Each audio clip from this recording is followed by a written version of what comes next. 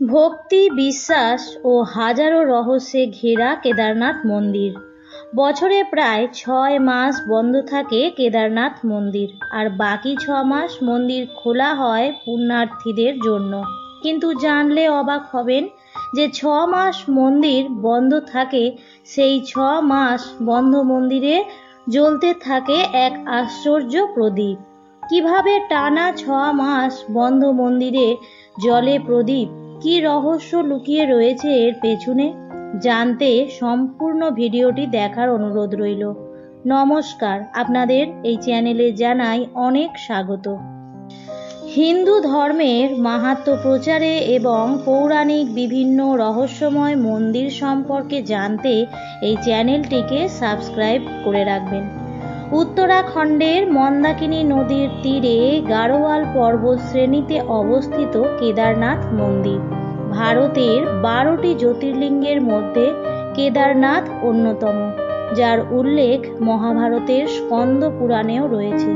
কেদারনাথ মন্দির হল ভগবান শিবের পবিত্র ধাম, আর যার কোনায় কোনায় লুকিয়ে আছে একাধিক দৈবিক রহস্য। জানা যায়, কেদারনাথ ধামের দরজা যখন 6 মাসের জন্য বন্ধ করা হয়, তখন একটি অক্ষয় প্রদীপ জ্বালানো হয়। তার ফলে মন্দির ও তার আশেপাশে কেউ থাকে না।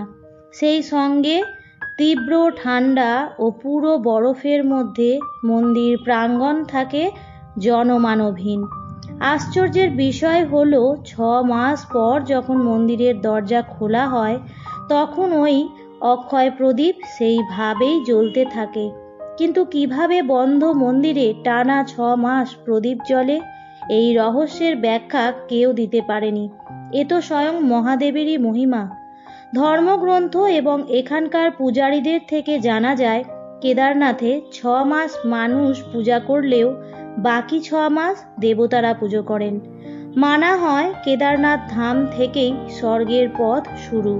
এমনকি কেদারনাথের যে হাওয়া বয়, তার স্বর্গেরই হাওয়া। কেদারনাথ মন্দির পঞ্চকেদারের একটি। পঞ্চকেদার ভগবান শিবের উদ্দেশ্যে নিবেদিত 5টি পবিত্র স্থান, যার সব কটি গাড়োয়াল হিমালয়ে অবস্থিত।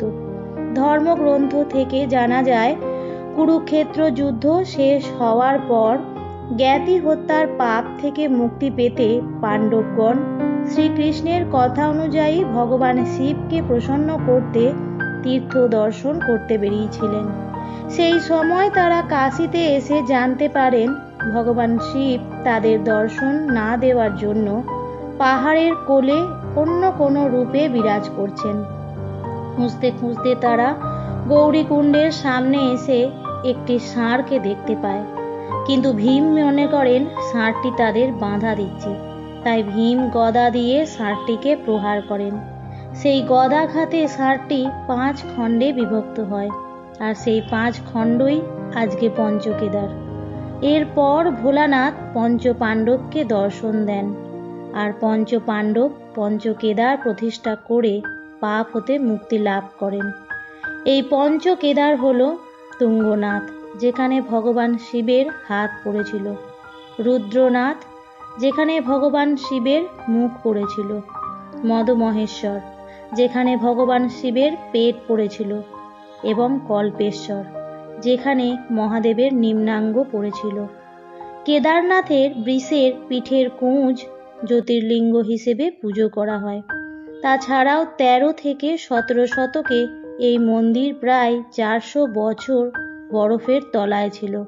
কিন্তু অবাক করার মতো বিষয়, যখন 400 বছর পর বরফের তলা থেকে এই মন্দির বেরোয়, তখন মন্দির একদম ঠিক ছিল।